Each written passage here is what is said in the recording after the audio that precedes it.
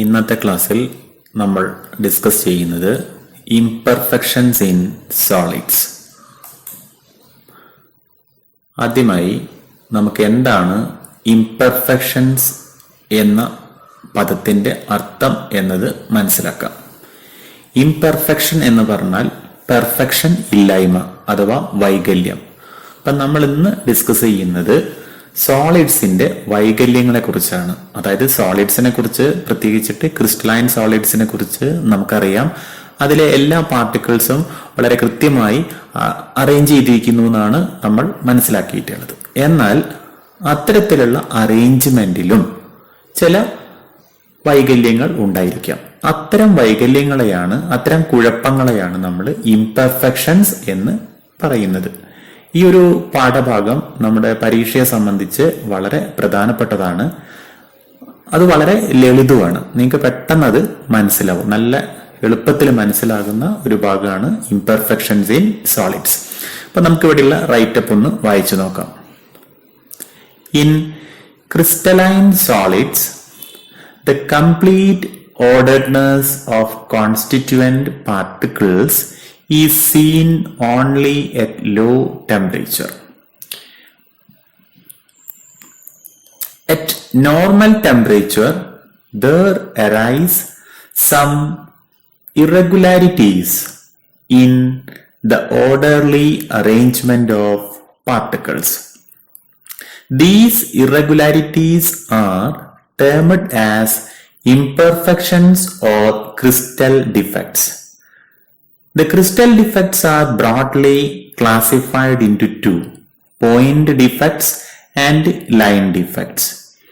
If the deviation from ideal arrangement is around a point or an atom in a crystalline substance, it is termed as point defect. If the irregularities or deviation from ideal behavior is in the entire rows of lattice points, it is termed as line defect. നിങ്ങൾക്ക് കുറെ കാര്യങ്ങൾ മനസ്സിലായിട്ടുണ്ടാവുമെന്നാണ് ഞാൻ കരുതുന്നത്. ഇനി നമുക്കിതിലെ ഓരോ പോയിന്റ്സും കുറച്ചുകൂടെ വിശദമായിട്ട് discuss ചെയ്യാം.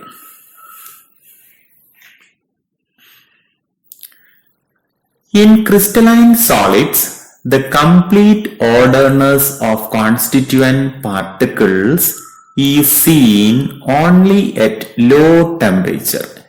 എന്താണ് ഇങ്ങനെ പറഞ്ഞാൽ നമുക്ക് മനസ്സിലാവുക? നമ്മൾ മനസ്സിലാക്കിയ ഒരു കാര്യം, ക്രിസ്റ്റലൈൻ സോളിഡ്സിൽ കോൺസ്റ്റിറ്റ്യൂവന്റ് പാർട്ടിക്കിൾസ് എല്ലാം തന്നെ നല്ല രീതിയിൽ അറേഞ്ച് ചെയ്തിരിക്കുന്നു, അവയ്ക്ക് കൃത്യമായ സ്ഥാനമുണ്ട് എന്നാണ്. എന്നാൽ ഇത് എല്ലായ്പ്പോഴും ഉള്ള ഒരവസ്ഥയല്ല. ഇത് എപ്പോൾ മാത്രമാണ് ഈ രീതിയിലുള്ള ഒരു കംപ്ലീറ്റ് ഓർഡർനെസ് കിട്ടുന്നത്? ലോ ടെമ്പറേച്ചറിൽ മാത്രമാണ്. ലോ ടെമ്പറേച്ചർ എന്നതുകൊണ്ട് നമ്മൾ ഉദ്ദേശിക്കുന്നത് ശരിക്കും ലെസ് ദാൻ 0 ഡിഗ്രി സെൽഷ്യസ് തന്നെയാണ്. അങ്ങനെയുള്ള വളരെ താഴ്ന്ന ഊഷ്മാവുകളിൽ മാത്രമാണ് ക്രിസ്റ്റലൈൻ സോളിഡ്സിന് കംപ്ലീറ്റ് ഓർഡർനെസ് ഉണ്ടായിരിക്കുന്നത്. അല്ലാതെ നമ്മൾ സാധാരണ നമ്മുടെ റൂം ടെമ്പറേച്ചർ 30 ഡിഗ്രി സെൽഷ്യസിലോ അല്ലെങ്കിൽ അതിന് തൊട്ട് താഴെയോ മേലെയോ ഇങ്ങനെയുള്ള ഒരു ഓർഡർനെസ്, നമുക്ക് കംപ്ലീറ്റ് ഓർഡർനെസ് നമുക്ക് കാണാൻ പറ്റില്ല. അങ്ങനെയുള്ള ഒരു കംപ്ലീറ്റ് ഓർഡർനെസ് എപ്പോൾ മാത്രമാണ് നമുക്ക് ഉണ്ടാവുക? ലോ ടെമ്പറേച്ചറിൽ മാത്രമാണ്. അടുത്ത point, at normal temperature there arise some irregularities in the orderly arrangement of particles. നിങ്ങൾക്ക് മനസ്സിലായിട്ടുണ്ടാവും, സാധാരണ ഊഷ്മാവ് എന്ന് പറഞ്ഞാൽ 30 ഡിഗ്രി സെൽഷ്യസ് അല്ലെങ്കിൽ അതിനടുത്തുള്ള 27 ഡിഗ്രി സെൽഷ്യസോ 33 ഡിഗ്രി സെൽഷ്യസോ അങ്ങനെയുള്ള ഒരു നോർമൽ ടെമ്പറേച്ചറിൽ എന്തുണ്ട്? Some irregularities in the orderly arrangement of particles. പാർട്ടിക്കിൾസിന്റെ അറേഞ്ച്മെന്റിൽ ചില ഇറഗുലാരിറ്റീസ്, ചില കുഴപ്പങ്ങൾ കാണാൻ കഴിയും. These irregularities are termed as imperfections or crystal defects. ഇത്തരത്തിലുള്ള ഇറഗുലാരിറ്റീസിനെ നമ്മൾ വിളിക്കുന്ന പേരാണ് imperfections of solids or crystal defects. ഇങ്ങനെ രണ്ട് പദം നമുക്ക് അതിനു വേണ്ടിയിട്ട് ഉപയോഗിക്കാം. The crystal defects are broadly classified into two: point defects and line defects. Crystal ഡിഫക്ട്സിനെ നമുക്ക് രണ്ടായിട്ട് തിരിക്കാം. എന്തൊക്കെയാണ്? പോയിന്റ് ഡിഫക്റ്റ് എന്നും ലൈൻ ഡിഫക്റ്റ് എന്നും. ഇനി എന്താണ് പോയിന്റ് ഡിഫക്റ്റ്?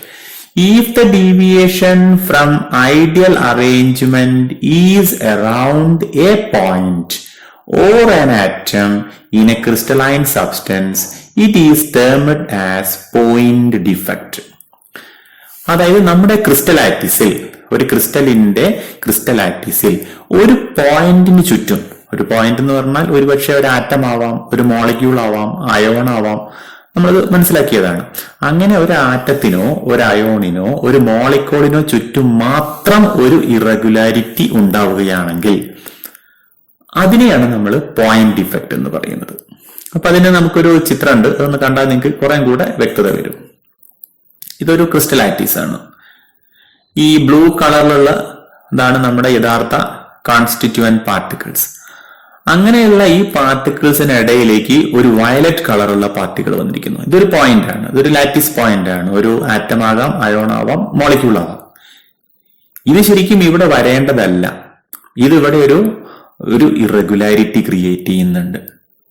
ഇങ്ങനെ ഇവിടെ ഈ ഒരു പോയിന്റിന് ചുറ്റും മാത്രം ഒരു ഇറഗുലാരിറ്റി, അതിനെ നമുക്ക് പോയിന്റ് ഡിഫക്റ്റ് എന്ന് പറയാം. അതേപോലെ ഇവിടേക്ക് നിങ്ങൾ നോക്കുക, ഇവിടെ ശരിക്കും ഈ 4 ബ്ലൂ കളർ പാർട്ടിക്കിൾസിനുള്ളിലേക്ക് ഒരു ലൈറ്റ് ബ്ലൂ കളർ പാർട്ടിക്കിൾ വന്നിരിക്കുകയാണ്. ഇത് ശരിക്കും ഇവിടെ ഉള്ളതല്ല, ഇവിടുന്ന് വന്നു ചേർന്നതാണ്. ഇതൊരു ഇറഗുലാരിറ്റിയാണ്. ഇവിടെ നോക്കൂ, നിങ്ങൾ ഒരു ഗ്യാപ്പ് കാണാം. ശരിക്കും ഇവിടെയും പാർട്ടിക്കിൾ വരേണ്ടതാണ്. ഇവിടേക്ക് നോക്കൂ, ഒരു ഗ്യാപ്പ് കാണാം. ഇവിടേക്ക് നോക്കൂ, മറ്റൊരു അന്യവസ്തു അല്ലെങ്കിൽ ഒരു ഇംപ്യൂരിറ്റി അല്ലെങ്കിൽ മറ്റൊരു ആറ്റം വന്നിരിക്കുന്നു. ഇങ്ങനെ ഒരു പോയിന്റിൽ മാത്രം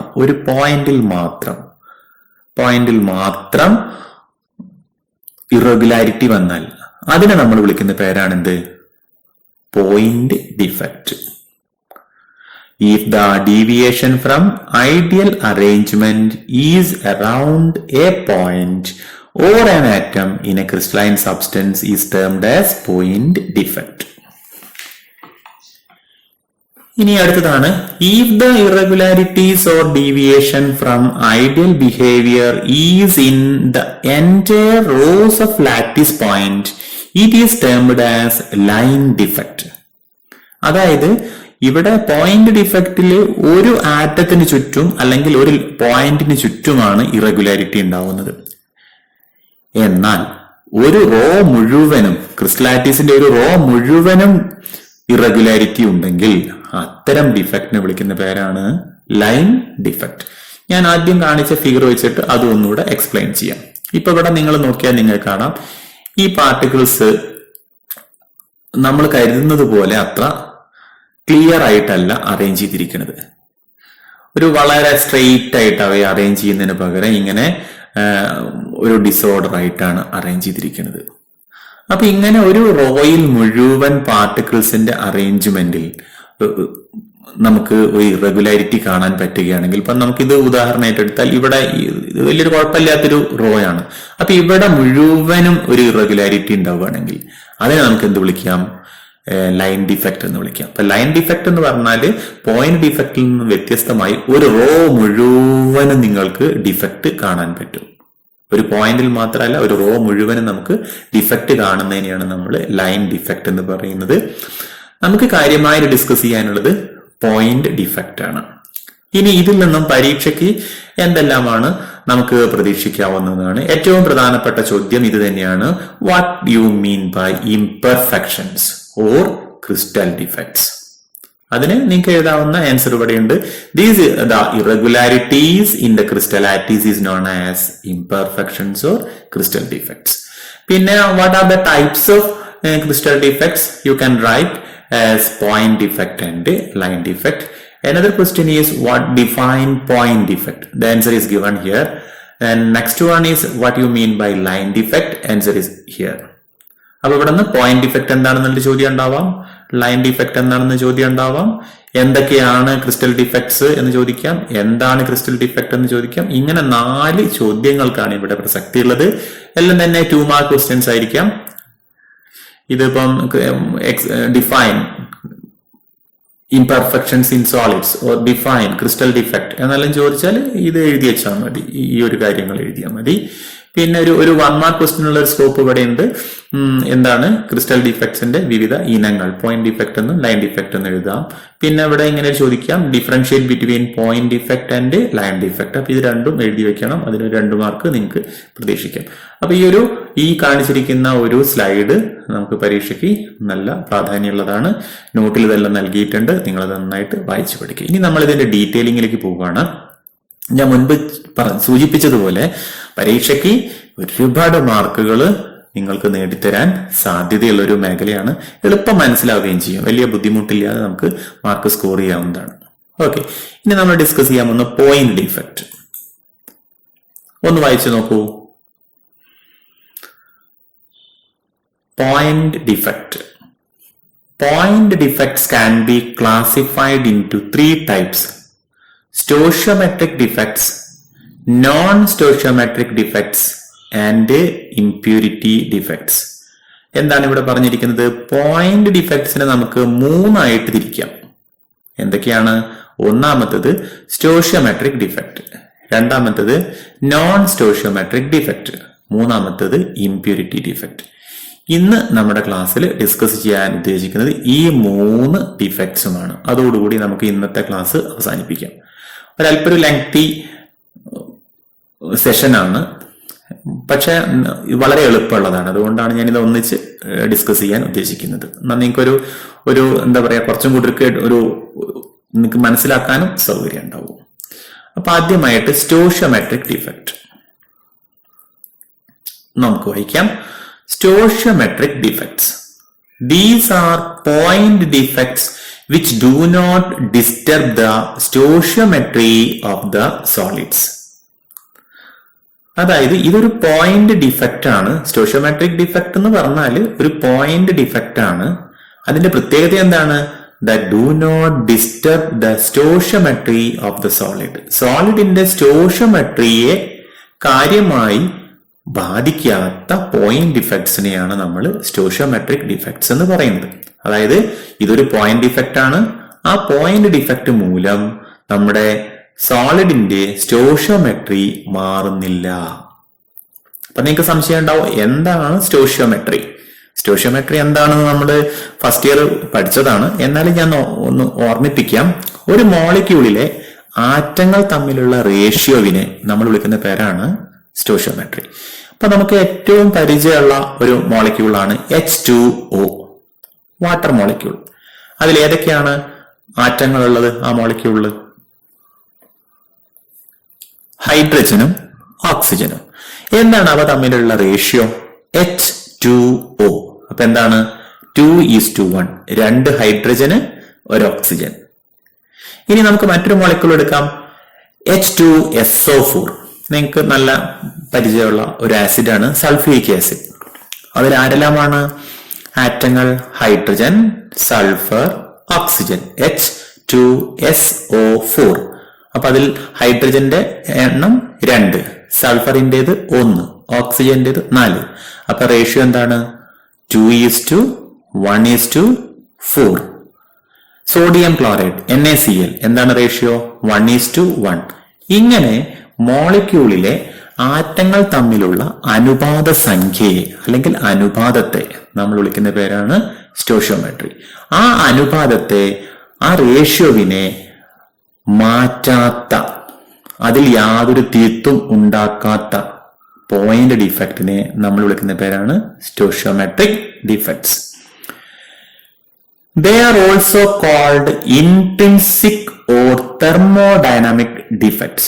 ഇവയെ നമ്മൾ വിളിക്കുന്ന മറ്റൊരു പേരാണ് ഇൻട്രിൻസിക് ഡിഫക്ട് അല്ലെങ്കിൽ തെർമോഡൈനാമിക് ഡിഫക്ട്. തെർമോഡൈനാമിക് എന്ന് പറഞ്ഞാൽ നമുക്കറിയാം ടെമ്പറേച്ചറുമായിട്ട് റിലേറ്റഡ് ആണ് കേട്ടോ.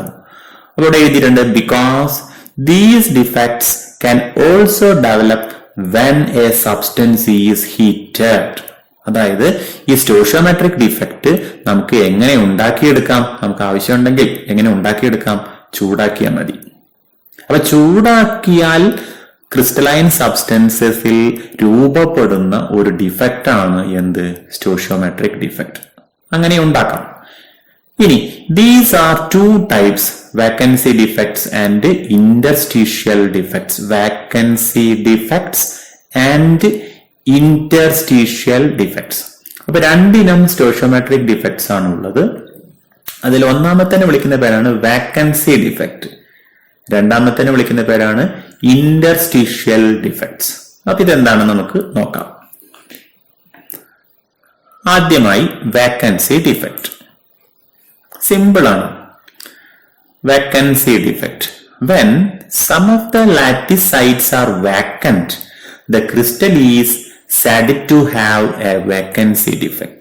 അതായത് ഒരു ക്രിസ്റ്റൽ ലാറ്റിസിൽ ചില ഭാഗങ്ങൾ അല്ലെങ്കിൽ ചില പോയിന്റുകൾ വേക്കന്റ് ആണെങ്കിൽ, ഇപ്പൊ നിങ്ങൾക്ക് കാണാം ഇതൊരു ക്രിസ്റ്റൽ ലാറ്റിസിന്റെ ഒരു ചിത്രമാണ്. അപ്പൊ ഇതാണ് നമ്മുടെ ലാറ്റിസ് പോയിന്റ്സ്, ഈ ഗ്രീൻ കളറിൽ കാണുന്നത്. ഇതാണ് ലാറ്റിസ് പോയിന്റ്സ്. 1 2 3 4 5 6 7 8 9 10 ലാറ്റിസ് പോയിന്റുകൾ കാണാം. ശരിക്കും ഇവിടെ 12 എണ്ണം വേണം, പക്ഷെ ഇവിടെ ലാറ്റിസ് പോയിന്റ് ഇല്ല, ഇവിടെ വേക്കന്റ് ആണ്. ഇവിടെ ഒരു പോയിന്റ് വരേണ്ടതാണ്, പക്ഷെ അതും വേക്കന്റ് ആണ്. ഇങ്ങനെ വാക്കൻസികൾ ഉണ്ടാക്കുന്ന ഡിഫക്റ്റിനെ വിളിക്കുന്ന പേരാണെന്ത്? Vacancy defect. അതാണ് ഇവിടെ എഴുതിയത്. when some of the lattice sites are vacant, the crystal is said to have a vacancy defect. ഇനി ഇതിന്റെ ഒരു പ്രോപ്പർട്ടിയാണ് this defect decreases the density of the solid. ഇത്തരം ഡിഫക്റ്റ് ഉണ്ടായാൽ, വാക്കൻസി ഡിഫക്റ്റ് ഉണ്ടായാൽ നമ്മുടെ സബ്സ്റ്റൻസിന്റെ ഡെൻസിറ്റി കുറയും. അതെന്തുകൊണ്ടായിരിക്കും? നിങ്ങൾക്ക് എളുപ്പം പറയാൻ പറ്റും. ഇപ്പൊ ഇവിടെ ഈ പാർട്ടിക്കിൾസ്, ആറ്റംസ് അല്ലെങ്കിൽ മോളിക്യൂൾസ് അല്ലെങ്കിൽ അയോൺസ് ഇവിടുന്ന് പോവാണ്, ഇവിടെ ഇല്ല, അത് രക്ഷപ്പെട്ടു പോയി, ഇവിടെ കാണുന്നില്ല. അപ്പൊ അവയുടെ മാസ് കുറയും. മാസ് കുറയുമ്പോൾ എന്ത് കുറയും? ഡെൻസിറ്റി കുറയും. എന്താ കാര്യം? ഡെൻസിറ്റി എന്ന് പറഞ്ഞാൽ എന്താ? Mass divided by volume. Mass കുറഞ്ഞു പോയി, പാർട്ടിക്കിൾസ് എവിടേക്ക് പോയി? അപ്പൊ മാസ് കുറഞ്ഞു, അപ്പൊ ഓട്ടോമാറ്റിക് ആയിട്ട് എന്തും കുറഞ്ഞു? ഡെൻസിറ്റിയും കുറഞ്ഞു. ഇനി ഈ ഒരു സ്ലൈഡിൽ നിന്ന് വലിയൊരു ചോദ്യത്തിനൊന്നും പ്രസക്തി ഇല്ല, എന്നാലും നമുക്ക് ചോദിക്കാം, what you mean by vacancy defect, or define vacancy defect, or what are the impacts of vacancy defect, ഇങ്ങനെയൊക്കെ ചോദിക്കാം. വാക്കൻസി ഡിഫക്റ്റ് എന്താണെന്ന് ചോദിച്ചാൽ അത് എഴുതിയാൽ മതി. അതിന് ഇമ്പാക്ട് ചോദിച്ചാൽ decreases the density of solid. വളരെ സിമ്പിൾ ആണ്. ഇത് മാത്രമായിട്ട് ചോദിക്കാനുള്ള സാധ്യതയില്ല. ഇതും ഇന്റർസ്റ്റീഷ്യൽ ഡിഫക്റ്റും കൂടെ ഡിഫറൻഷിയേറ്റ് ചെയ്യാനാണ് പൊതുവിൽ ചോദിക്കുക. അത് തമ്മിലുള്ള വ്യത്യാസം എഴുതാനാണ് ചോദിക്കുക. അതുകൊണ്ട് നമുക്ക് ഇന്റർസ്റ്റീഷ്യൽ ഡിഫക്റ്റ് നോക്കാം.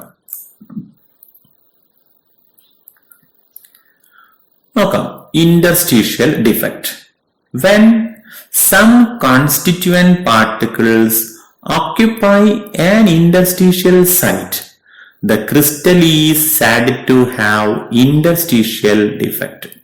അതായത് ഇതൊരു ക്രിസ്റ്റൽ ലാറ്റിസ് ആണ്. ആ ക്രിസ്റ്റൽ ലാറ്റിസിൽ അവയ്ക്ക് ഇടയിലുള്ള ഈ പോയിന്റ്സിന്റെ ഇടയിലുള്ള സ്ഥലത്തേക്ക് ചില ലാറ്റിസ് പോയിന്റുകൾ കയറി നിൽക്കാം. ശരിക്കും ഇങ്ങനെയാണ് നിൽക്കേണ്ടത്. ഒരു റോയിൽ ഇങ്ങനെ പാർട്ടിക്കിൾസ് നിൽക്കുകയാണ് വേണ്ടത്. ഇതൊക്കെ ശരിക്കും ഗ്യാപ്പാണ്. ഈ കാണിച്ചിരിക്കുന്നതൊക്കെ ഗ്യാപ്പാണ്. ആ ഗ്യാപ്പിലേക്ക് ചില പാർട്ടിക്കിൾസ് വരുന്നു. ഈ ഗ്യാപ്പിനെ വിളിക്കുന്ന പേരാണ് ഇന്റർസ്റ്റീഷ്യൽ സൈറ്റ്സ്, ഇടയ്ക്കുള്ള സ്ഥലം. ആ ഇന്റർസ്റ്റീഷ്യൽ സൈറ്റിലേക്ക് പാർട്ടിക്കിൾസ് വന്നാൽ അത്തരം ഡിഫക്റ്റിനെ വിളിക്കുന്ന പേരാണെന്ത്? Interstitial defect. അതാണ് ഇവിടെ എഴുതിയത്. when some constituent particles occupy an interstitial site, the crystal is said to have interstitial defect. This defect increases the density of the solid. മനസ്സിലായോ എന്തുകൊണ്ടാണ് ഇവിടെ ഡെൻസിറ്റി കൂടുന്നത്? വളരെ എളുപ്പം നമുക്ക് മനസ്സിലാവും.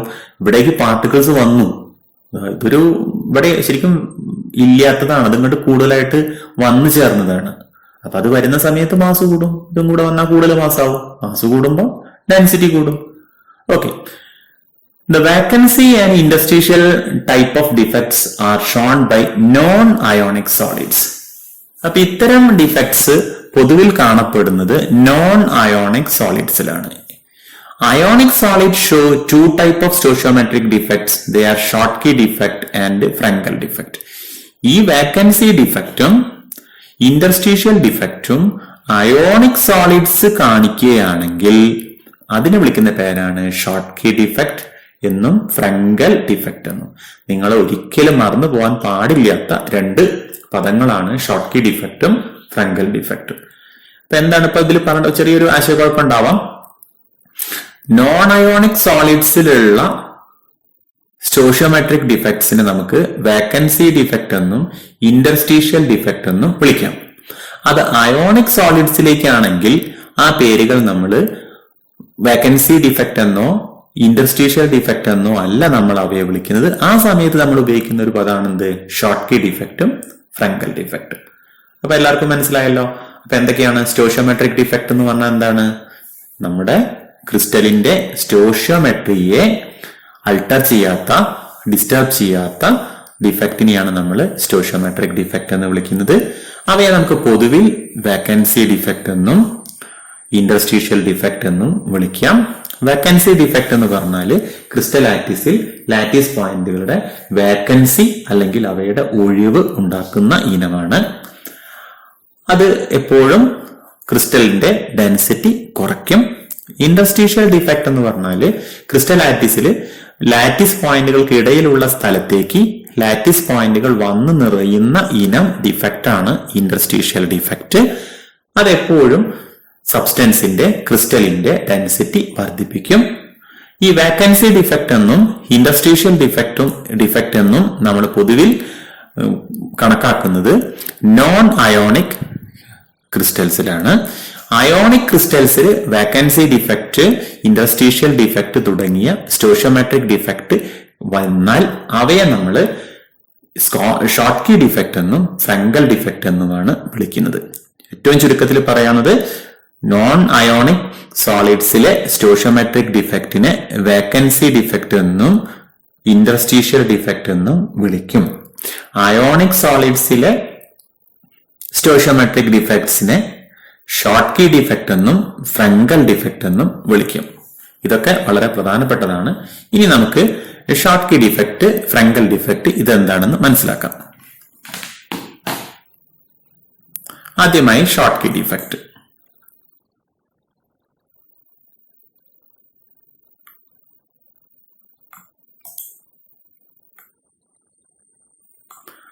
Schottky defect, it is basically A vacancy defect.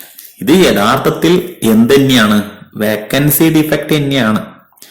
ഇത് ionic സോളിഡ്സിലായതുകൊണ്ട് vacancy defect എന്നതിന് പകരം ഷോട്ട്കി ഡിഫക്റ്റ് എന്ന് പറയുന്നു എന്ന് മാത്രമേ ഉള്ളൂ. ഇതിന്റെ മറ്റ് പ്രത്യേകതകൾ: it arises due to the missing of equal number of anions and cations from the lattice site. ഇത് എങ്ങനെയാണ് ഉണ്ടാവുന്നത്? ക്രിസ്റ്റൽ ലാറ്റിസിൽ നിന്നും തുല്യ എണ്ണം ആനയോൺസും കാറ്റയോൺസും നഷ്ടപ്പെടുന്നത് കൊണ്ടാണ് ഷോട്ട്കി ഡിഫക്റ്റ് ഉണ്ടാവുന്നത്. ഇവിടെ നിങ്ങൾക്ക് നോക്കിയാൽ കാണാം, ഇതൊരു ആനയോൺ, കാറ്റയോൺ, ആനയോൺ. പക്ഷെ നോക്കൂ നിങ്ങൾ, ഇവിടെ ആര് വരണം? Anion, cation, anion. ഇവിടെ വരേണ്ടത് ആരാണ്? കാറ്റയോൺ ആണ്. പക്ഷെ ഇവിടെ കാറ്റയോണെ കാണുന്നില്ല. ഇപ്പൊ ഒരു കാറ്റയോൺ നഷ്ടപ്പെട്ടു പോയി. വീണ്ടും anion, cation, anion, cation, anion, cation, anion, cation. ഇങ്ങനെ പോയി ഇവിടെ വരുന്ന സമയത്ത് നിങ്ങൾ നോക്കൂ, കാറ്റയോൺ, ഇവിടെ ആര് വരണം? ഒരു ആനയോൺ വരണം. അപ്പൊ ഇവിടെ ഒരു കാറ്റയോൺ നഷ്ടപ്പെട്ടു, ഇവിടെ ഒരു ആനയോൺ നഷ്ടപ്പെട്ടു. ഇങ്ങനെ തുല്യ എണ്ണം, അപ്പൊ ഈ ക്രിസ്റ്റൽ മുഴുവൻ പരിശോധിച്ചാൽ നിങ്ങൾക്ക് കാണാം, എത്ര ആനയോൺ നഷ്ടപ്പെടുന്നു അത്രയും കാറ്റയോണും നഷ്ടപ്പെടുന്നുണ്ടാവും. ഇങ്ങനെ തുല്യ എണ്ണം കാറ്റയോണുകളും ആനയോണുകളും ക്രിസ്റ്റൽ ലാറ്റിസിൽ നിന്ന് നഷ്ടപ്പെടുമ്പോൾ ഉണ്ടാകുന്ന ഡിഫക്റ്റിനെ വിളിക്കുന്ന പേരാണ് Schottky defect. That is given here. It arises due to the missing of equal number of anions and cations. Then it is shown by ionic crystals in which the anionic and cationic sizes are almost equal. ഇത് എങ്ങനെയുള്ള crystals ആണ് കാണിക്കുന്നത്? ആ ക്രിസ്റ്റൽസിൽ ആനയോണിന്റെയും കാറ്റയോണിന്റെയും size ഏകദേശം തുല്യമാണ്. അത്തരത്തിലുള്ള ionic crystals കാണിക്കുന്ന defect ആണ് നമ്മുടെ ഷോട്ട്കി ഡിഫക്റ്റ്. ഇതാരൊക്കെയാണ് കാണിക്കുന്നത്? Sodium chloride, potassium chloride, caesium chloride, silver bromide, etc. show Schottky defect. Due to this defect, the density of the solid decreases. ഇത് ഞാൻ ഇനി വിശദീകരിക്കേണ്ട കാര്യം എന്തെന്ന് തോന്നേയില്ല. ഈ ഡിഫക്റ്റ് മൂലം നമ്മുടെ ക്രിസ്റ്റലിന്റെ ഡെൻസിറ്റി കുറയുന്നു. അതെന്തുകൊണ്ടായിരിക്കും കുറയണത്? ആനയോണും പോകുന്നുണ്ട്, കാറ്റയോണും പോകുന്നുണ്ട്. ഇങ്ങനെ അയോണുകൾ നഷ്ടപ്പെടുമ്പം അവയുടെ മാസ് നഷ്ടപ്പെടുകയാണ്. മാസ് കുറയുമ്പം ഓട്ടോമാറ്റിക്കായും നമ്മുടെ ഡെൻസിറ്റി കുറയും. ഇത് വളരെ പ്രധാനപ്പെട്ടതാണ്. ഈ കഴിഞ്ഞ പരീക്ഷയിലും 2020 മാർച്ചിലെ പരീക്ഷയിലും ചോദിച്ച ഒരു ചോദ്യമാണ് ഷോർട്ട് കീ ഡിഫക്റ്റും ഫ്രങ്കൽ ഡിഫക്റ്റും. അപ്പൊ നന്നായിട്ട് മനസ്സിലാക്കി വെക്കുക. എന്താണ് Schottky defect? Schottky defect എന്ന് പറഞ്ഞാൽ അതൊരു വേക്കൻസി ഡിഫക്റ്റ് ആണ്. ഈ വേക്കൻസി ഡിഫക്റ്റ് എങ്ങനെയാണ് ഉണ്ടാവുന്നത്? തുല്യ എണ്ണം ആനയോൺസും കാറ്റയോൺസും ക്രിസ്റ്റലാറ്റിസിൽ നിന്ന് നഷ്ടപ്പെടുന്നത് കൊണ്ടാണ്. ഇങ്ങനെ അയോൺസ് നഷ്ടപ്പെടുന്നത് കൊണ്ട് ഡെൻസിറ്റി കുറയുന്നുണ്ട്. ഇത്തരം ഡിഫക്റ്റ് കാണിക്കുന്നത് എപ്പോഴും തുല്യ വലുപ്പമുള്ള ആനയോണും കാറ്റയോണും അടങ്ങിയ ക്രിസ്റ്റലാറ്റിസ് ആണ്. അതിനുള്ള എക്സാമ്പിൾസ് കൊടുത്തിട്ടുണ്ട്. ഇതെല്ലാം നിങ്ങൾ നന്നായിട്ട് മനസ്സിലാക്കി വെക്കേണ്ടതാണ്. ഈ ചിത്രം ഒന്ന് വരച്ച് പഠിക്കുന്നത് നന്നായിരിക്കും. ഒരു പക്ഷേ നിങ്ങൾക്ക് പരീക്ഷയ്ക്ക് ഈ സെന്റൻസുകളൊക്കെ എഴുതാൻ പറ്റിയിട്ടില്ലെങ്കിലും ഈ ചിത്രം വരച്ചാൽ പോലും മാർക്ക് കൊടുക്കുന്ന സമീപനം ചില സമയത്ത് ഉണ്ടാകാറുണ്ട്. ഓക്കെ, ഇനി നമുക്ക് അടുത്തേക്ക് പോവാം. ഫ്രങ്കൽ defect.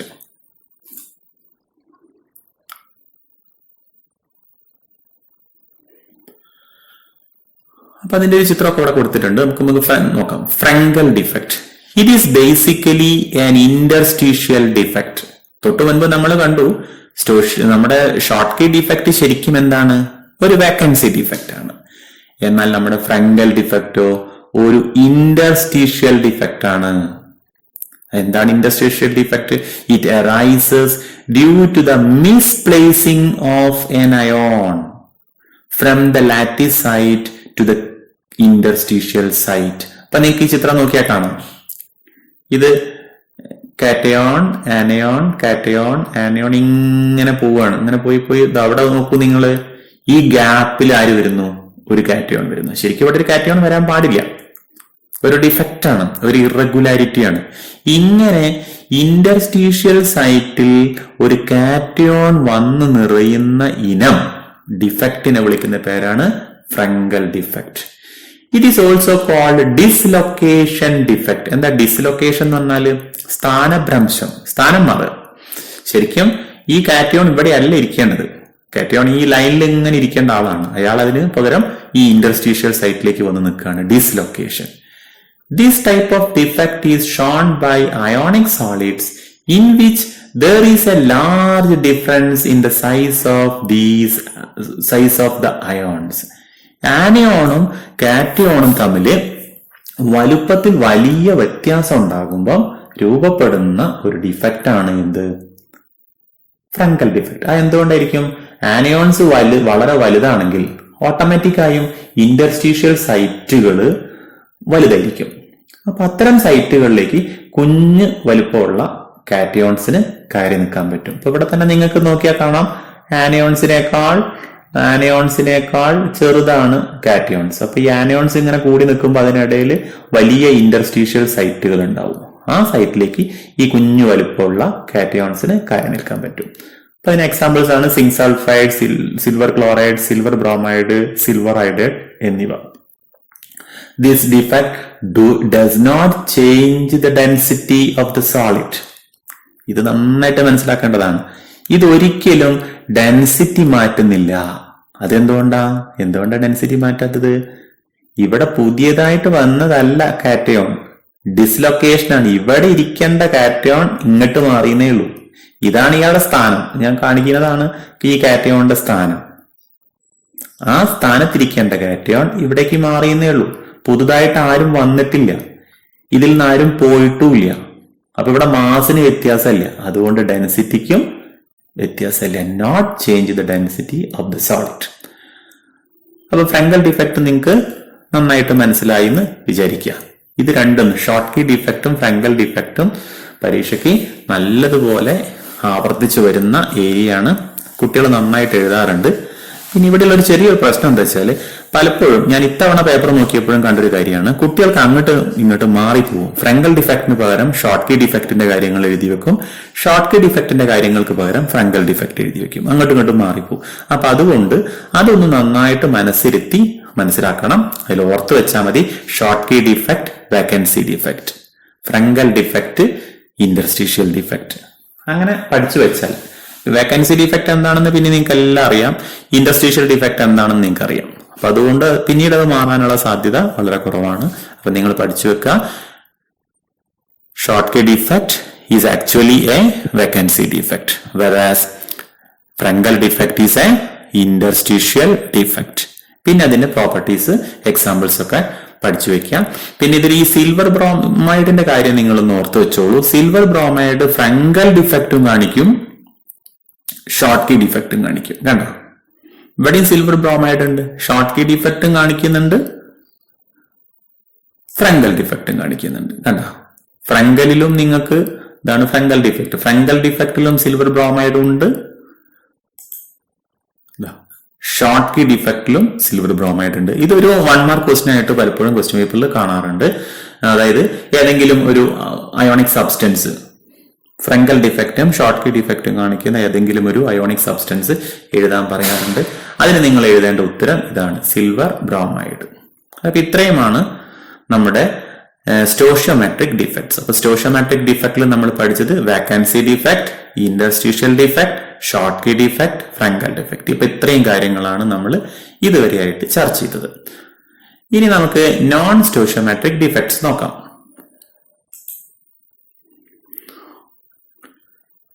Non-stoichiometric defects. These are point defects which change the stoichiometry of a solid. ഇതൊരു പ്രശ്നമാണ്. അതായത് ഇത്തരം ഡിഫക്റ്റ് ഉണ്ടാവുമ്പം നമ്മുടെ ക്രിസ്റ്റലിന്റെ സ്റ്റോഷിയോമെട്രി നിങ്ങൾ ഓർക്കുണ്ടാവുമല്ലോ, എന്താണ്, മോളിക്യൂളിലെ ആറ്റങ്ങൾ തമ്മിലുള്ള റേഷ്യോ അനുപാത സംഖ്യ മാറ്റുന്ന ഇനം പോയിന്റ് ഡിഫക്ട്സിനെയാണ് നമ്മൾ നോൺ സ്റ്റോഷിയോമെട്രിക് ഡിഫക്ട്സ് എന്ന് പറയുന്നത്. ഇത് രണ്ടിനമുണ്ട്. These defects are 2 types, metal excess defect and metal deficiency defect. അപ്പൊ നമുക്ക് നോൺ സ്റ്റോഷിയോമെട്രിക് ഡിഫക്ട് എന്താണെന്ന് ചോദിക്കാം, അതിന്റെ ടൈപ്സ് ചോദിക്കാം. അപ്പൊ എന്താണ് non stoichiometric defect? Non stoichiometric defects are point defects which change the stoichiometry of the solid. There are 2 types of non-stoichiometric defects, metal excess defect and metal deficiency defect. ഇനി നമുക്ക് അതിന്റെ ഡീറ്റെയിലിംഗിലേക്ക് പോവാം. ആദ്യമായിട്ട് metal excess defect. Metal excess defect. Here the number of cation is greater than the number of anions. ഇതാണ് ശ്രദ്ധിക്കേണ്ടത്. Excess എന്ന് പറഞ്ഞാൽ എന്താ? കൂടുതൽ. മെറ്റൽ എക്സസ് എന്ന് പറഞ്ഞാൽ എന്താ? മെറ്റൽ കൂടുതൽ. മെറ്റൽ എപ്പോഴും ആരായിട്ടാണ് നിൽക്കുക? കാറ്റയോൺസ് ആയിട്ടാണ് നിൽക്കുക. കാരണം അതിന് ഇലക്ട്രോൺസിനെ വിട്ടുകൊടുക്കാനുള്ള ശേഷിയാണ് കൂടുതൽ. അതുകൊണ്ട് കാറ്റയോൺസ് എക്സസ് ആവുന്ന അഥവാ മെറ്റൽ എക്സസ് ആവുന്ന ഡിഫക്റ്റ്, അതിനാണ് നമ്മൾ മെറ്റൽ എക്സസ് ഡിഫക്റ്റ് എന്ന് പറയുന്നത്. The number of cations is greater than the number of anions. ഇനി ദിസ് അറൈസസ് ഇൻ 2 ways. അപ്പൊ കാറ്റയോൺസ് 2 രീതിയിൽ എക്സസ് ആവാം.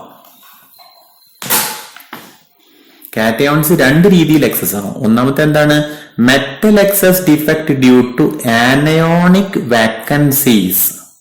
ക്രിസ്റ്റലിലുള്ള ആനയോൺസ് നഷ്ടപ്പെടുമ്പോൾ കാറ്റയോൺസ് കൂടും. അത് വളരെ നമുക്ക് മനസ്സിലാവുന്ന കാര്യമാണല്ലോ. ഇപ്പൊ നമ്മളെ ഒരു ക്രിസ്റ്റലില്, ഞാൻ എളുപ്പത്തിന് വേണ്ടി പറയാണ്, നമ്മുടെ ക്രിസ്റ്റലില് 10 ആനയോണും 10 കാറ്റയോണും ഉണ്ടായിരിക്കാം. 10 കാറ്റയോണും ഉണ്ട്, 10 ആനയോണും ഉണ്ട്. അതിൽ നിന്നും 2 ആനയോൺ എങ്ങോട്ടാ പോയി? അപ്പൊ പിന്നെ എന്തായി? 10 കാറ്റയോണും 8 ആനയോണുമാണ്. അപ്പോൾ ഓട്ടോമാറ്റിക്കായും കാറ്റയോൺ എക്സസ് ആയി. അപ്പൊ ഇതാണ് ഇവിടെ എഴുതിയത്, metal excess defect due to anionic vacancies. രണ്ടാമത്തേത് പിന്നെ നമുക്ക് എളുപ്പം മനസ്സിലാവും, metal excess defect due to extra cations at interstitial sites. അതായത് നമ്മൾ തൊട്ട് മുൻപ് പറഞ്ഞ എക്സാമ്പിൾ തന്നെ ഉപയോഗിക്കുകയാണെങ്കിൽ 10 കാറ്റയോൺസും 10 ആനയോൺസും, അതിലേക്ക് ഒരു കാറ്റയോൺ എവിടുന്നോ വന്നു ചേരുന്നു, എന്നിട്ട് അത് എവിടെ പോയി നിൽക്കും? ഇന്റർസ്റ്റീഷ്യൽ സൈറ്റിൽ പോയി നിൽക്കും. അങ്ങനെ ഉണ്ടാവുന്ന മെറ്റൽ എക്സസ് ഡിഫക്റ്റിനെയാണ് നമ്മൾ metal excess defect due to extra cations at interstitial sites. അപ്പൊ ഇങ്ങനെ രണ്ടിനം നമ്മുടെ മെറ്റൽ എക്സസ് ഡിഫക്ട്സ് ആണുള്ളത്. Metal excess defect due to anionic vacancies, metal excess defect due to extra cations at interstitial sites. നമുക്ക് ഇതിനെ കുറിച്ചൊക്കെ വിശദമായിട്ട് പഠിക്കേണ്ടതുണ്ട്. അപ്പൊ അതിൽ ആദ്യമായിട്ട് metal excess defect due to anionic vacancies. ഇതൊരു പ്രധാനപ്പെട്ട മേഖലയാണ്. പരീക്ഷയ്ക്ക് ധാരാളം ചോദ്യങ്ങൾ ഇതിൽ നിന്ന് വരാറുണ്ട്. മിക്ക പരീക്ഷകൾക്കും ഇത് കാണാറുണ്ട്. അപ്പൊ നിങ്ങൾ നന്നായിട്ടൊന്ന് മനസ്സിലാക്കണം. അപ്പൊ നമുക്ക് പോയിന്റ്സ് ഒക്കെ ഒന്ന് വായിച്ചു നോക്കാം. Metal excess defect due to anionic vacancies. Here some of the anions are missing from the lattice site. അതായത് ഇത്തരം ഡിഫക്റ്റിൽ ചില ആനയോൺസ് ക്രിസ്റ്റൽ ലാറ്റിസിൽ നിന്നും മിസ്സാവുന്നു, നഷ്ടപ്പെടുന്നു. Here some of the anions are missing from the lattice site. ഞാൻ ആ ചിത്രം വെച്ചിട്ടൊന്ന് പറയാൻ ശ്രമിക്കാം. ഇവിടേക്ക് നോക്കൂ നിങ്ങൾ. Anion, cation, anion, cation, anion, cation. ഇവിടെയൊക്കെ നോക്കിയാൽ നിങ്ങൾ കാണാം. ഇവിടെ നോക്കൂ, കാറ്റയോൺ, ആനയോൺ, കാറ്റയോൺ. ഇവിടെ ആര് വരണം? ഒരു ആനയോൺ വരണം. ആനയോൺ മിസ്സായി. ആനയോൺ മിസ്സാവുമ്പം ആനയോണിന്റെ എണ്ണം കുറയും, ഓട്ടോമാറ്റിക്കായും കാറ്റയോൺസിന്റെ എണ്ണം കൂടും. അതാണ് ഇവിടെ പറഞ്ഞത്. Here some of the anions are missing from the lattice site. ഇനി അടുത്ത എന്താണ്? The electrical neutrality is maintained by occupying electrons in the anionic sites. നമുക്കൊന്ന് മനസ്സിലാക്കാം. ആനയോൺസ് എന്ന് പറഞ്ഞാൽ നെഗറ്റീവ് ചാർജ് ആണ്. ഇവിടെ ഇങ്ങനെ കാണാം, ആനയോൺസിനൊക്കെ നെഗറ്റീവ് ചാർജ് വരച്ചു വെച്ചിരിക്കുന്നത് കാണാം. അപ്പൊ ഇവിടെ വരുന്ന സമയത്ത് ഇതൊരു പോസിറ്റീവ്, ഇതൊരു നെഗറ്റീവ്. ഇതൊരു പോസിറ്റീവ്, ഇവിടെ ആര് വരണം? നെഗറ്റീവ് വരണം. ഇവിടെ നെഗറ്റീവ് വന്നിട്ടുണ്ട്. ആനയോൺ അല്ല വന്നത്. ആരാണ് വന്നത്? ഒരു ഇലക്ട്രോൺ ആണ് വന്നത്. അങ്ങനെ ഒരു ഇലക്ട്രോൺ ആനയോണിന്റെ സൈറ്റിൽ വന്ന് ഇലക്ട്രിക്കൽ ന്യൂട്രാലിറ്റി ഇവിടെ കീപ്പപ്പ് ചെയ്യാണ്. The electrical neutrality is maintained by occupying electrons in the anionic sites. These electrons are called F centres. ഈ ടേം ഒരിക്കലും നിങ്ങൾ മറക്കാൻ പാടില്ല. 2 മാർക്കാണ് ഈ കാണുന്നത്. എഫ് സെന്റേഴ്സ്, ഫാർ ബെൻസെന്റേഴ്സ് എന്നാണ് ഇതിന്റെ ഫുൾ ഫോം. F centres. ഇനി ഇതിനെന്താണ് പ്രത്യേകത? They give colour to the crystal. ചില ക്രിസ്റ്റലുകൾക്ക് നിറമുണ്ടാകാൻ കാരണം ഈ എഫ് സെന്റേഴ്സ് ആണ്, ഈ ഇലക്ട്രോൺസ് ആണ്. അതുകൊണ്ടാണ് ഞാൻ പറഞ്ഞത് ഇത് വളരെ പ്രധാനപ്പെട്ടതാണ്. ഉദാഹരണമായിട്ട് നമ്മുടെ സോഡിയം ക്ലോറൈഡ് ചില സമയത്ത് യെല്ലോ കളേർഡ് ആയിട്ട് കാണും. അതിന് കാരണം എഫ് സെന്റേഴ്സ് ആണ്. നമ്മൾ വിശദമായിട്ട് പഠിക്കുന്നുണ്ട്. അതേപോലെ നമ്മുടെ പൊട്ടാസ്യം ക്ലോറൈഡ് പിങ്ക് കളറിൽ കാണും. അതിന് കാരണം ആരാണ്? നമ്മുടെ എഫ് സെന്റേഴ്സ് ആണ്. നമുക്ക് താഴേക്ക് ഡിസ്കസ് ചെയ്യും. അടുത്ത പോയിന്റിലായിട്ട് നമ്മൾ ഡിസ്കസ് ചെയ്യും. These defect is shown by alkali metal halides. ഈ ഡിഫക്ട് ആരാണ് കാര്യമായിട്ട് കാണിക്കുന്നത്? ആൽക്കലി മെറ്റൽ ഹാലൈഡ്സ് ആണ്. അതാണ് ഞാൻ പറഞ്ഞത്. സോഡിയം ക്ലോറൈഡ്, പൊട്ടാസ്യം ക്ലോറൈഡ്, ഇവരൊക്കെയാണ് ഇത് കാര്യമായിട്ട് കാണിക്കുന്നത്. അപ്പൊ ഇത് നിങ്ങൾക്ക് മനസ്സിലായല്ലോ. അപ്പൊ എന്തൊക്കെയാണ് metal excess defect due to anionic vacancies? ചില ആനയോൺസ് ലാറ്റിസ് സൈറ്റിൽ നിന്നും മിസ്സാവുമ്പോഴുണ്ടാവുന്ന ഡിഫക്റ്റ് ആണ് metal excess defect due to anionic vacancy. അതുകൊണ്ടാണ് ആനയോണിക് വാക്കൻസി എന്ന് പറയുന്നത്. In order to keep up the electrical neutrality, certain electrons occupy the anionic sites. ഇപ്പൊ ചില ഇലക്ട്രോൺസ് വന്നിട്ട് ഈ ആനയോൺസിന്റെ സൈറ്റിൽ വന്ന് ഇലക്ട്രിക്കൽ ന്യൂട്രാലിറ്റി ഉണ്ടാക്കും. അത്തരം ഇലക്ട്രോൺസിനെ വിളിക്കുന്ന പേരാണ് എഫ് സെന്റേഴ്സ്. അതിന് കാരണം എന്താണ്? അവ നമ്മുടെ ക്രിസ്റ്റൽസിന് കളർ ഇമ്പാർട്ട് ചെയ്യുന്നു, കളർ കൊടുക്കുന്നു. അതുകൊണ്ടാണ് ഇത്തരത്തിലുള്ള ഡിഫക്റ്റ് കാണിക്കുന്നവയാണ് ആൽക്കലി മെറ്റൽ ഹാലൈഡ്സ്. ഇനി എന്തൊക്കെയാണ് അടുത്തതായിട്ട് നോക്കാം. When sodium chloride is heated in an atmosphere of sodium vapor, some sodium atoms are deposited at the surface of the crystal. The chloride ions diffuse to the surface of the crystal and combines with the sodium atom to form sodium chloride. ഞാനിതൊന്ന് വിശദീകരിക്കാം. ഇതൊരു sodium chloride crystal ആണെന്ന് വിചാരിക്കാം. Sodium chloride crystal ആണ്. ഇതൊരു sodium chloride crystal ആണെന്ന് വിചാരിക്കാം. അപ്പൊ അതില് Na+ഉം Cl-, Na+, Cl-, Na+, Cl- ഇങ്ങനെ ഉണ്ടാവും. ഇനി ഈ ക്രിസ്റ്റലിനെ നമ്മൾ സോഡിയം വേപ്പറിൽ ചൂടാക്കുന്നു.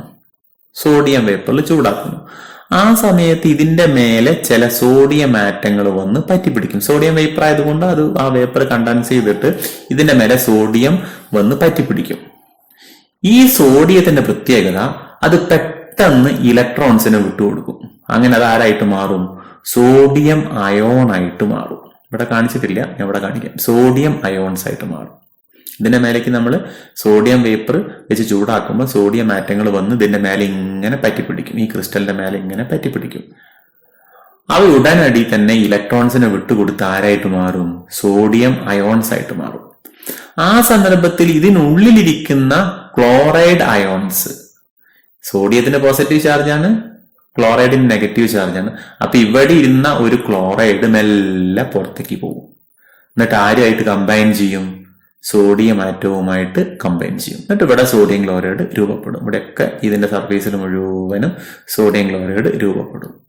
പക്ഷേ ഇതിനുള്ളിൽ എന്തുണ്ടാവും? ഒരു ക്ലോറൈഡിന്റെ വേക്കൻസി ഉണ്ടാവും. ആ വേക്കൻസിയിലേക്ക് ആര് വരും? ഇലക്ട്രോൺസ് വരും. ഈ ഇലക്ട്രോൺസ് എവിടുന്നാ വരുന്നത്? ഞാൻ കുറച്ചു മുൻപ് പറഞ്ഞാൽ എവിടെയൊക്കെ വന്നിട്ട് ആര് പറ്റിപ്പിടിച്ചിരുന്നു? സോഡിയം ആറ്റങ്ങൾ പറ്റിപ്പിടിച്ചിരുന്നു. അവ ഇലക്ട്രോൺസിനെ വിട്ടുകൊടുത്തിട്ടാണ് ആരായിട്ട് മാറിയത്? സോഡിയം അയോൺസ് ആയിട്ട് മാറിയത്. ആ വിട്ടുകൊടുത്ത ഇലക്ട്രോൺസ് ആണ് ഈ കാണുന്നത്. ക്ലിയർ ആയോ? The electrons are formed diffuse into the crystal and occupy the anionic vacancy.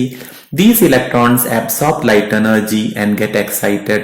As a result, the crystal become yellow in color. വളരെ പ്രധാനപ്പെട്ടതാണ്. ഞാൻ ഇപ്പൊ പറയണ്ടായി, നമ്മുടെ സോഡിയം ക്ലോറൈഡ് സോഡിയം വേപ്പറിൽ ചൂടാക്കുമ്പോൾ ചില സോഡിയം ആറ്റങ്ങള് അതിന്റെ മേലെ പറ്റിപ്പിടിക്കും. ആ സോഡിയം ആറ്റങ്ങള് ക്ലോറൈഡ് അയോൺസുമായിട്ട് ചേർന്ന് സോഡിയം ക്ലോറൈഡ് ഉണ്ടാവും. ആ സമയത്ത് കുറെ ഇലക്ട്രോൺസ് എക്സസ് ആവും.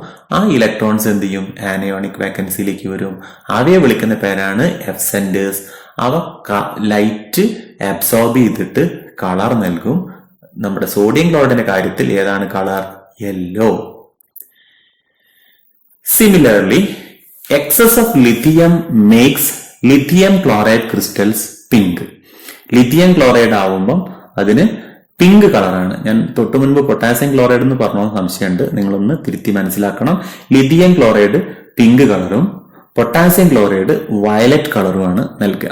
അപ്പം എങ്ങനെയായിരിക്കും ലിഥിയം ക്ലോറൈഡ് പിങ്ക് ഉണ്ടാവുന്നത് നോക്കാം നമുക്ക്. ഇപ്പൊ നിങ്ങൾ എല്ലാവർക്കും വിചാരിക്കും ഇത് ലിഥിയം ക്ലോറൈഡ് ആണ് ഇരിക്കുക. Lithium plus chloride minus Li+Cl- ഇങ്ങനെ കിടക്കാണ്.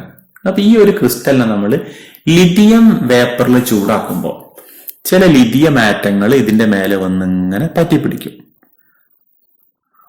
അത് മെറ്റൽ ആയതുകൊണ്ട് ലിഥിയം ഉടനടി അയോണൈസ് ചെയ്യും. അതായത് അത് ഇലക്ട്രോണിനെ വിട്ടുകൊടുത്ത് ലിഥിയം പ്ലസും ഇലക്ട്രോണുമായിട്ട് മാറും. ആ സന്ദർഭത്തിൽ ഇതിനുള്ളിൽ ഇരിക്കുന്ന ക്ലോറൈഡ് അയോൺസ് പുറത്തേക്ക് ഡിഫ്യൂസ് ചെയ്യും. എന്നിട്ട് ലിഥിയവുമായിട്ട് കമ്പൈൻ ചെയ്ത് ലിഥിയം ക്ലോറൈഡ് ആയിട്ട് മാറും. ആ സമയത്ത് ഇവിടെ ഒരു ക്ലോറൈഡിന്റെ വാക്കൻസി ഉണ്ടാവും. ആ വാക്കൻസിയിലേക്ക് ലിഥിയത്തിൽ നിന്നുള്ള ഇലക്ട്രോൺ വന്ന് നിറയും. ആ ഇലക്ട്രോണിനെ നമ്മൾ വിളിക്കുന്ന പേരാണ് എഫ് സെന്റർ. ആ എഫ് സെന്റർ ലൈറ്റ് എനർജിയെ അബ്സോർബ് ചെയ്യും. നമ്മുടെ ലിഥിയം ക്ലോറൈഡിന് എന്ത് നിറം കൊടുക്കും? പിങ്ക് നിറം കൊടുക്കും. ഇതേപോലെ പൊട്ടാസ്യം ക്ലോറൈഡ് ആണെങ്കിൽ വയലറ്റ് കളറാണ് കൊടുക്കുക. വളരെ വളരെ പ്രധാനപ്പെട്ട ഒരു മേഖലയാണ്. നിങ്ങൾക്ക് നന്നായിട്ട് മനസ്സിലായെന്ന് വിചാരിക്കുന്നു. ഈ വീഡിയോ നിങ്ങൾക്ക് 1-2 തവണയും കൂടി ഇട്ട് കേട്ട് കണ്ട് ഇത് എന്തെങ്കിലും സംശയം ഉണ്ടെങ്കിൽ നിങ്ങൾക്ക് അത് നികത്താവുന്നതാണ്. ഇനി അത്ര പ്രാധാന്യമുള്ള മേഖലകളല്ല. അടുത്തേക്ക് നമുക്ക് പോകാം. Metal excess defect due to extra cations at interstitial sites. Metal excess defect due to extra cations at interstitial sites. Here some cations occupy the interstitial sites ഇവിടെ excess defect due to extra cations, അധിക cations ഉണ്ടാവുന്നു. ആ cations എവിടേക്കാ പോണത്? Interstitial സൈറ്റിലേക്ക്, അതായത് നമ്മുടെ ക്രിസ്റ്റലാറ്റിസിൽ നമ്മുടെ അയോൺസിന് ഇടയ്ക്കുള്ള സ്ഥലത്തേക്ക് ഇവർ പോകും. The electrical neutrality is maintained by occupying some electrons in adjacent interstitial sites. Cations വരുമ്പം, എക്സ്ട്രാ കാറ്റയോൺസ് വരുമ്പം ക്രിസ്റ്റലിന് പോസിറ്റീവ് ചാർജ് കിട്ടും. അങ്ങനെ ചാർജുള്ള ക്രിസ്റ്റൽ അൺസ്റ്റേബിൾ ആയിരിക്കും. അപ്പൊ നമുക്ക് അതിനെ ന്യൂട്രലൈസ് ചെയ്യണം. അതെങ്ങനെയാണ് ന്യൂട്രലൈസ് ചെയ്യുന്നത്? ചില ഇലക്ട്രോൺസ് ഈ കാറ്റയോൺസിനെ പോലെ തന്നെ ഇന്റർസ്റ്റീഷ്യൽ സൈറ്റിലേക്ക് വരും. ഇലക്ട്രോൺസിന് നെഗറ്റീവ് ചാർജ് ആണ്, കാറ്റയോൺസിന് പോസിറ്റീവ് ചാർജ് ആണ്. അപ്പൊ അവര് പരസ്പരം ന്യൂട്രലൈസ് ചെയ്തോളും. ഇതിനുള്ള എക്സാമ്പിൾ ആണ് ഇത്. When zinc oxide crystals are heated, the white colored crystals become yellow. This is because on heating the crystal loses oxygen as follows. അതായത് നമ്മൾ സിങ്ക് ഓക്സൈഡ് എന്ന് പറഞ്ഞാൽ നല്ല വൈറ്റ് പൗഡറാണ്. ഇത് നമ്മൾ പെയിന്റ് ഒക്കെ ഉണ്ടാക്കാൻ വേണ്ടി ഉപയോഗിക്കുന്ന സാധനമാണ്. പെയിന്റിന്റെ ബേസ് നല്ല പ്യുവർ വൈറ്റ് ആണ് സിങ്ക് ഓക്സൈഡ്. അങ്ങനെയുള്ള സിങ്ക് ഓക്സൈഡിനെ ചൂടാക്കിയാൽ അത് യെല്ലോ കളറായിട്ട് മാറും. സിങ്കിനെ കണ്ടുപിടിക്കാനുള്ള ഒരു മാർഗം കൂടിയാണ് തന്നിരിക്കുന്ന പൊടി സിങ്ക് ഓക്സൈഡ് ആണോ എന്ന് കണ്ടുപിടിക്കാനുള്ള ഏറ്റവും നല്ല മാർഗം അതൊന്ന് ചൂടാക്കി വെക്കുക എന്നാണ്. ചൂടാക്കിയാൽ ഉടനടി അത് എന്തായിട്ട് മാറും? യെല്ലോ കളറായിട്ട് മാറും. ഇത് എന്തുകൊണ്ടാണ് സംഭവിക്കുന്നത്? That is due to metal excess defect due to extra cations at interstitial sites. ചൂടാക്കുന്ന സമയത്ത്, സിങ്ക് ഓക്സൈഡിനെ ചൂടാക്കുന്ന സമയത്ത് അത് സിങ്ക് 2+ ഓക്സിജനും ഇലക്ട്രോണുമായിട്ട് വേർതിരിയും. ഈ ഇലക്ട്രോൺ നമ്മുടെ ഇന്റർസ്റ്റീഷ്യൽ സൈറ്റിൽ പോയിട്ട് നിറയും. അതേപോലെ ഈ Zn2+ അതെയും ഇന്റർസ്റ്റീഷ്യൽ സൈറ്റിൽ പോയിട്ട് നിറയും. ഈ ഇലക്ട്രോൺസ് ആണ് നമ്മുടെ യെല്ലോ കളറിന് കാരണം. അതാണ് ഇവിടെ എഴുതിയിരിക്കുന്നത്. The zinc ions now move to the interstitial sites and the electrons to neighboring interstitial sites. അതായത് ഈ Zn2+ഉം ഈ ഇലക്ട്രോൺസും ഇന്റർസ്റ്റീഷ്യൽ സൈറ്റ്സിലേക്ക് പോവും. ഈ ഇലക്ട്രോൺസ് ആണ് നമ്മുടെ സിങ്ക് ഓക്സൈഡിനെ യെല്ലോ കളറാക്കി മാറ്റുന്നത്. ഇതും പരീക്ഷയ്ക്ക് പ്രാധാന്യമുള്ളതാണ്. ഇത് എങ്ങനെയൊക്കെയാണ് പരീക്ഷയ്ക്ക് വരിക? Give an example of metal excess defect due to extra cations at interstitial sites. നിങ്ങൾക്ക് ഇത് എഴുതി വെക്കാം. When zinc oxide crystals are heated, the white colored crystals become yellow. ഈ കാര്യങ്ങൾ മുഴുവൻ എഴുതിയാൽ ഇതിനുള്ള ആൻസർ ആയി. പിന്നെ നിങ്ങളോട് ചോദിക്കാവുന്ന ഒരു ചോദ്യം, when zinc oxide crystals are heated, that become yellow in color. Why? അങ്ങനെ ഒരു ചോദ്യം ചോദിക്കാം. അതിനുള്ള ആൻസർ ആണ് ഈ കാര്യങ്ങളൊക്കെ. ഇതിപ്പോ ഈ ഒരു ഏരിയ, ഈ ഒരു സ്ലൈഡ് വളരെ പ്രധാനപ്പെട്ടതാണ്. നിങ്ങൾ നന്നായിട്ട് പഠിക്കാം. ഇനി അടുത്തത് മെറ്റൽ ഡെഫിഷ്യൻസി ഡിഫക്റ്റ്. എന്താണ് ഡെഫിഷ്യൻസി എന്ന് പറഞ്ഞാല്? കുറവ്. ഇപ്പൊ മെറ്റൽ ഡെഫിഷ്യൻസി എന്ന് പറഞ്ഞാൽ എന്താ? മെറ്റൽ കുറവ്, കാറ്റയോൺസ് കുറവ്. ഇതുവരെ നമ്മൾ ഡിസ്കസ് ചെയ്തത് മുഴുവൻ എന്താണ്? കാറ്റയോൺസ് കൂടുതലാവുന്നതാണ്. ഇവിടെ കാറ്റയോൺസ് കൂടുതലാവുകയല്ല, കുറവുകയാണ്. അത്ര ഒരു ഇമ്പോർട്ടന്റ് ആയിട്ടുള്ള ഏരിയ അല്ല. നമുക്കൊന്ന് വായിച്ചു വിടാം. Here the number of cation is smaller than the number of anions. നമുക്ക് എളുപ്പത്തിൽ മനസ്സിലാവും. കാറ്റയോൺസിന്റെ എണ്ണം ആനിയോൺസിന്റെ എണ്ണത്തേക്കാൾ കുറവാണ്. This is mainly arise due to cation vacancies. ഇത് എങ്ങനെയാണ് സംഭവിക്കുന്നത്? കാറ്റയോൺസ് നഷ്ടപ്പെടുന്നത് കൊണ്ടാണ് സംഭവിക്കുന്നത്. A typical example of this type is ferrous oxide. In FeO, 2 out of the 3 Fe2+ are converted to Fe3+, and the third Fe2+ is missing. This creates a vacancy in the crystal lattice. So the molecular formula FeO is Fe0.95O. It may actually ranges from Fe0.93O to Fe0.96O. ഇപ്പൊ ഇത്രയേ ഉള്ളൂ. ഇത് സാധാരണഗതിയിൽ കാണുന്ന ഒരു ക്രിസ്റ്റലാണ് FeO. ആ FeOയിലെ 3 Fe ആറ്റങ്ങളിൽ 2 Fe2+ എന്നതിൽ നിന്ന് Fe3+ലേക്ക് ഓക്സിഡൈസ് ചെയ്യപ്പെടും. ഇങ്ങനെ ഓക്സിഡൈസ് ചെയ്യപ്പെടുന്നത് ഇലക്ട്രിക്കൽ ന്യൂട്രാലിറ്റി കീപ്പപ്പ് ചെയ്യാൻ വേണ്ടിയിട്ടാണ്. 3ാമത്തെ Fe2+ നമ്മുടെ ക്രിസ്റ്റലിൽ നിന്നും മിസ്സാവുകയും ചെയ്യും. അപ്പൊ ഓട്ടോമാറ്റിക് ആയിട്ടും എന്തുണ്ടായി, മെറ്റലിന്റെ ഡെഫിഷ്യൻസി ഉണ്ടായി. ഈ Fe2+ മിസ്സാവുകയാണല്ലോ, അപ്പം ഡെഫിഷ്യൻസി ആയി. ഇലക്ട്രിക്കൽ ന്യൂട്രാലിറ്റി എങ്ങനെയാണ് കീപ്പപ്പ് ചെയ്യുന്നത്? 3 വീതം Fe2+ൽ 2 എണ്ണം Fe3+ ആയി മാറുന്നു. അപ്പം ഇലക്ട്രിക്കൽ ന്യൂട്രാലിറ്റി കീപ്പപ്പ് ചെയ്യും. 3ാമത്തെ ആള് ക്രിസ്റ്റലിന് നഷ്ടപ്പെടുകയും ചെയ്യും. അപ്പൊ ഇത്തരം ഡിഫക്റ്റിനെയാണ് നമ്മൾ മെറ്റൽ ഡെഫിഷ്യൻസി ഡിഫക്റ്റ് എന്ന് വിളിക്കുന്നത്. അപ്പൊ ഇതിൽ നിന്നും പരീക്ഷയ്ക്ക് ചോദിക്കാവുന്ന ഒരു ചോദ്യം, give an example of metal deficiency defect. അപ്പൊ നിങ്ങൾക്ക് FeO എന്ന് എഴുതിയാൽ നിങ്ങൾക്ക് ഈ ഏരിയ കവർ ചെയ്യാവുന്നതാണ്. അടുത്തത് impurity defect.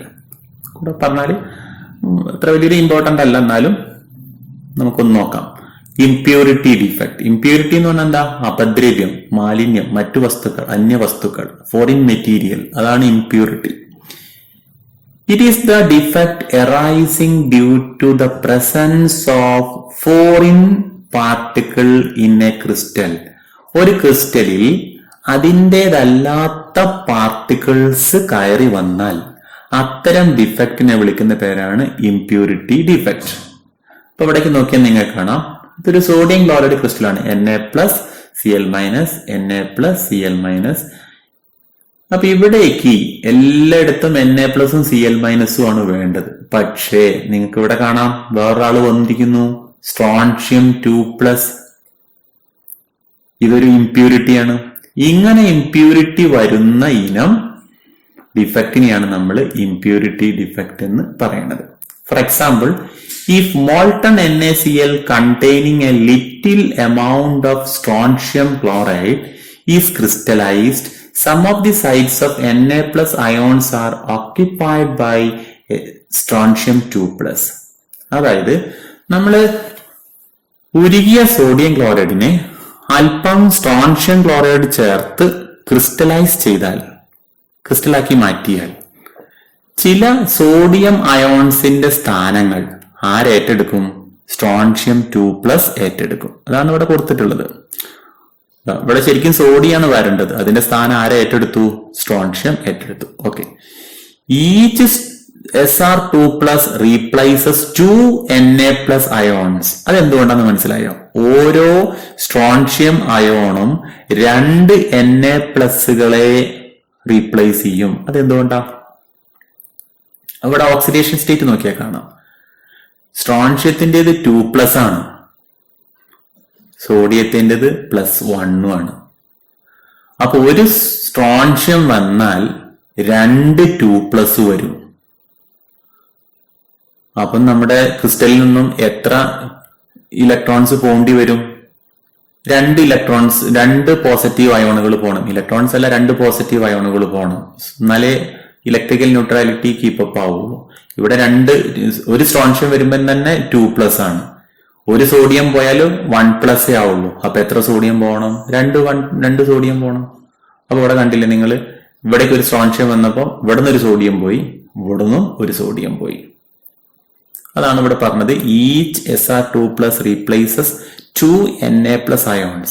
It occupy the site of one ion and the other site remains vacant. The cationic vacancies thus produced are equal in number to that of Sr2+ ions. അപ്പോൾ നമ്മുടെ എത്ര Sr അയോണുകൾ വന്നോ അത്രയും വാക്കൻസികൾ അവിടെ create ചെയ്യപ്പെടും. Simple logic ആണ്. Another similar example is the solid solution of cadmium chloride and silver chloride. അപ്പൊ ഇതിലൊക്കെ തന്നെ നിങ്ങൾ പരീക്ഷയ്ക്ക് പലപ്പോഴും കണ്ടിട്ടുള്ളത്, ഇംപ്യൂരിറ്റി ഡിഫക്റ്റ് ആയിട്ട് പലപ്പോഴും കണ്ടിട്ടുള്ള ഈ എക്സാമ്പിൾസ് ആണ്. ഇംപ്യൂരിറ്റി ഡിഫക്റ്റിന് example sodium chloride with strontium chloride, cadmium chloride with silver chloride with cadmium chloride. ഇതൊക്കെയാണ് ഇതിൽ നിന്നും പരീക്ഷയ്ക്ക് ചോദിക്കാവുന്നത്. അപ്പൊ ഇത്രയുമാണ് ഇംപ്യൂരിറ്റി ഡിഫക്റ്റ്. അപ്പൊ ഇതൊക്കെ നിങ്ങൾക്ക് നന്നായിട്ട് മനസ്സിലായി എന്ന് കരുതുന്നു. എന്തെങ്കിലും സംശയം ഉണ്ടെങ്കിൽ എന്നെ വിളിച്ച് ചോദിക്കണം. പിന്നെ നിങ്ങൾക്ക് നല്ലൊരു നോട്ടുണ്ട്, ആ നോട്ടൊന്ന് വായിച്ചു നോക്കാം. പിന്നെ ഓരോ എക്സാമിനും എന്തെല്ലാമാണ് വരിക എന്ന് ഞാൻ ഇതിന്റെ കൂടെ സൂചിപ്പിച്ചിട്ടുണ്ട്. ഏറ്റവും പ്രധാനപ്പെട്ട ഒരു ഏരിയയാണ് നമ്മളിപ്പം കവർ ചെയ്തത്. നന്നായിട്ട് പഠിക്കൂ.